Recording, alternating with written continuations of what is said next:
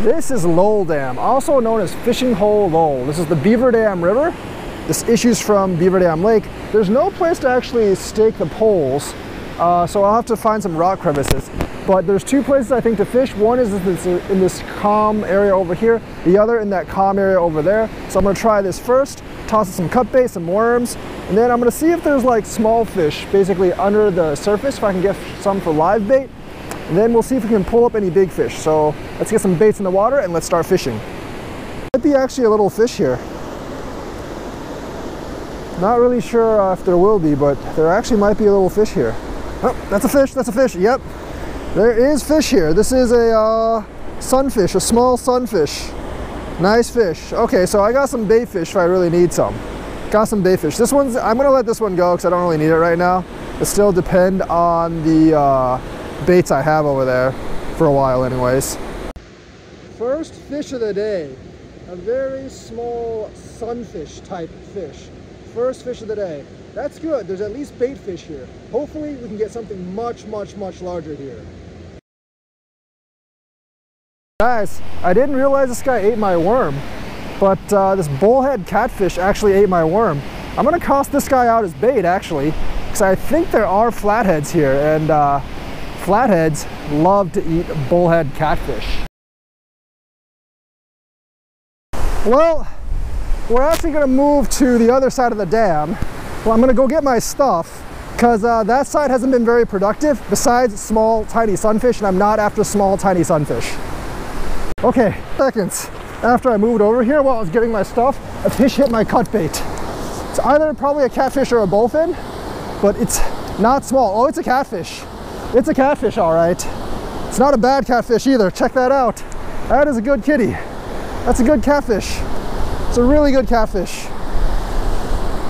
I thought it might be a bowfin, but it's a catfish. It's a fairly big one too. All right, it's struggling, but it's a 7.5 pound catfish. I only moved my pole here for like 5 minutes, and this side seems to be much better than the other side. But a 7.5 pound channel catfish. Time to let this big catfish go. I bet he wants to get back in the water. Almost 8 pounds. But I gotta be careful climbing down these rocks. Don't want to fall and die and then throw the catfish on the rocks. Gotta be very careful. Oh, he's slapping me with his tail. Naughty catfish. All right, put it in the water. Swims away immediately. Successful release. I just actually casted this pole out, and I was gonna recast and reposition. What is this fish? Oh, it's a sunfish. It's a slab sunfish though. About an 8-incher. Probably not the biggest one I've caught, but it's getting up there. About as big as my hand. That is a size 1 hook that it actually bit into. It was a whole worm that it actually bit into. That is a big sunfish. Look at that. The size of my hand, length of my hand. Very good sunfish. And it's still struggling around. Doesn't have to be cut bait though. Alright, see ya sunfishy. Back in the water you go. Ah, this line's tingling. It's only been a couple of seconds. What is it? Feels like a bullhead. Feels really a lot like, yeah, it is a bullhead. It's a black bullhead. It's a small one too. Wish there were flatheads here because then there wouldn't be so many bullheads, but it is a bullhead catfish. All right, another bite on the worm. It feels exactly like the last bite. I think it's a bullhead. Yeah, it's definitely a bullhead. Another little crappy bullhead. Damn, this river is infested with these things.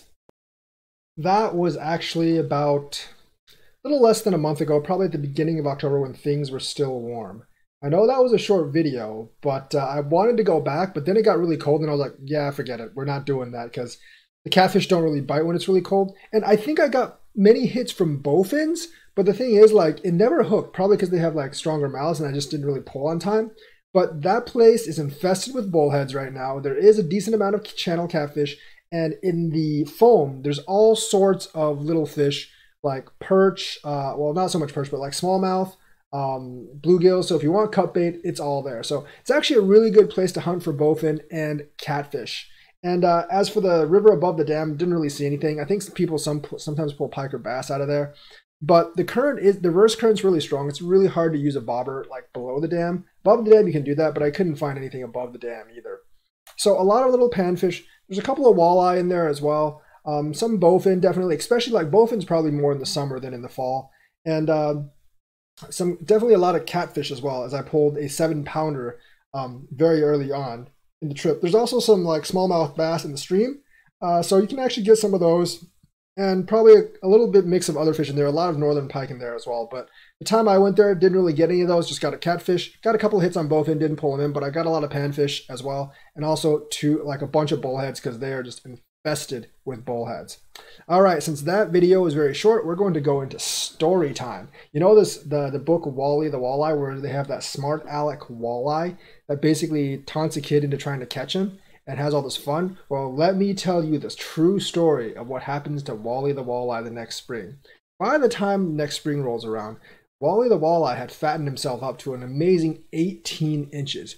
Now, he was hungry in the spring after a winter of hibernation, and during the early spring, not that much food, and fish are kind of lethargic because of the cold. So he saw a tasty bluegill struggling a little bit. So he went and chomped that bluegill full scale. But unfortunately, under that bluegill was a hook, and he was pulled up.